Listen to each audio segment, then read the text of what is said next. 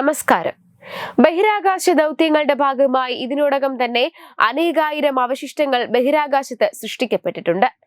എന്നാൽ ഇവ കോടിക്കണക്കിന് തുക ചെലവാക്കി ഭ്രമണപഥത്തിൽ വിന്യസിച്ച ഉപഗ്രഹങ്ങളും ബഹിരാകാശ നിലയങ്ങളും ഉൾപ്പെടെയുള്ളവയ്ക്ക് ഭീഷണിയാണ്. എന്നാൽ ബഹിരാകാശത്തെ അവശിഷ്ടങ്ങൾ ഭൂമിയെ അപകടത്തിലാക്കുമെന്ന മുന്നറിയിപ്പ് നൽകിയിരിക്കുകയാണ് ശാസ്ത്രജ്ഞർ.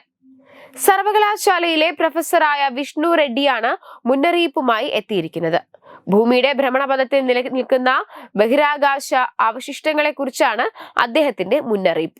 കഴിഞ്ഞ 4 വർഷമായി ബഹിരാകാശത്തേക്ക് അയക്കുന്ന പര്യവേഷണ വാഹനങ്ങളുടെയും ഉപഗ്രഹങ്ങളുടെയും എല്ലാം എണ്ണം വർദ്ധിച്ചിട്ടുണ്ട്.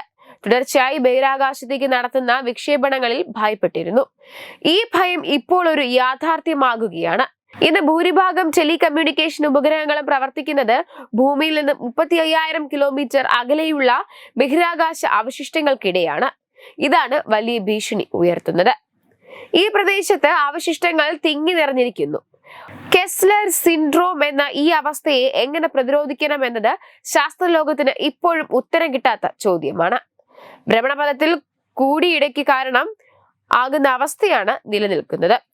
ഉപഗ്രഹങ്ങൾക്കും ഭാവിയിലെ നമ്മുടെ ബഹിരാകാശ ദൗത്യങ്ങൾക്കും ഈ അവസ്ഥ പ്രതികൂലമാകും.